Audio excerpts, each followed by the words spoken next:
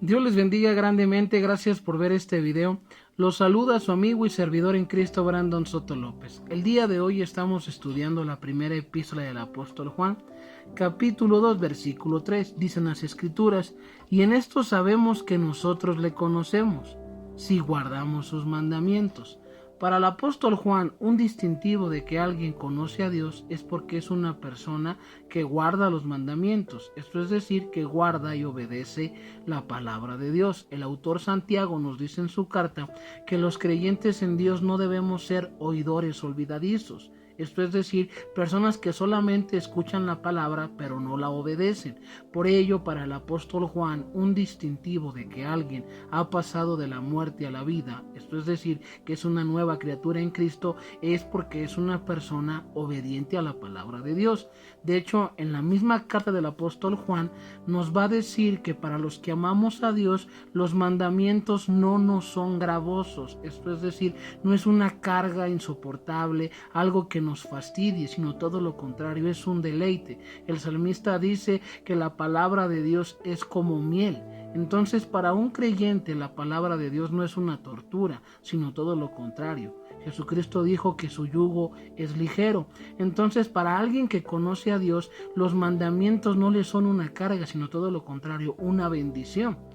El apóstol Pedro, hablando de la conversión, hablando del nuevo nacimiento, nos habla que un distintivo de que alguien conoce a Dios es porque desea la leche espiritual, que es la palabra de Dios. Nos dice primera de Pedro 2:2: desead como niños recién nacidos la leche espiritual no adulterada, para que por ella crezcáis para salvación. ¿Cómo sabemos que un bebé está vivo cuando nace? Porque se mueve, porque manifiesta que tiene hambre. Ese es un distintivo de que ese bebé está vivo, porque tiene hambre y solicita la leche de la madre. De igual manera, ¿cómo sabemos que una persona está viva espiritualmente? Porque desea la palabra de Dios. Así como ese bebé desea la leche de la mamá, de igual manera el creyente desea la leche espiritual, que es la palabra de Dios. Si tú te preguntabas, ¿cómo sé que realmente he conocido a Dios? La pregunta sería: ¿obedeces la palabra de Dios? ¿Guardas sus mandamientos? ¿Deseas la leche espiritual no adulterada, que es la Biblia? ¿Meditas de día y de noche en las Escrituras?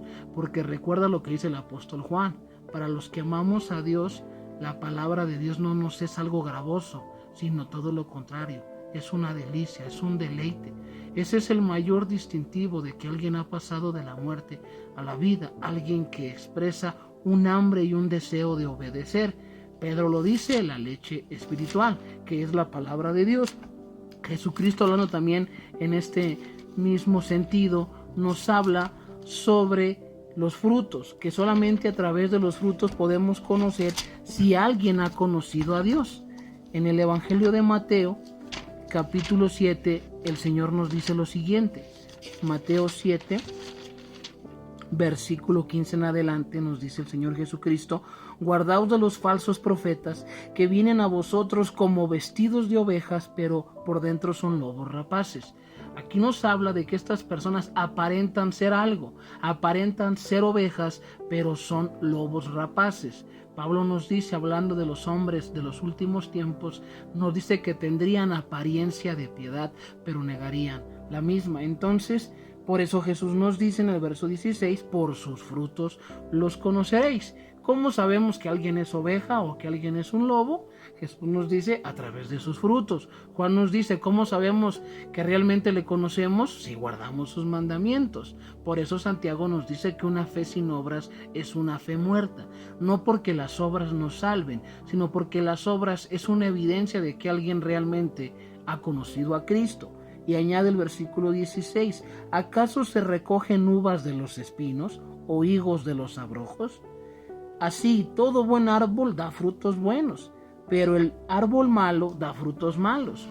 Versículo 18: no puede el buen árbol dar malos frutos, ni el árbol malo dar frutos buenos. ¿Por qué un árbol da malos frutos?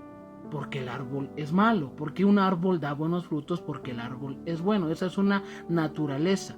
Por eso es que si alguien ha conocido a Dios, será evidente que desea guardar la palabra de Dios, que desea vivir la palabra de Dios, porque un árbol bueno no puede dar malos frutos. De igual manera, alguien que ha conocido a Dios no puede mantenerse estático ni puede mantenerse en esa oscuridad, sino que todo lo contrario, va a crecer y llevar mucho fruto a Dios. Ese es un distintivo muy fuerte, el cual nos señala Juan en su primera carta, capítulo 2, versículo 3, que en esto sabemos que le conocemos si guardamos sus mandamientos. Gracias por ver este video. Habló tu amigo y servidor en Cristo, Brandon Soto López. Comparte conmigo la palabra del Señor y así llevémosla hasta los confines de la tierra.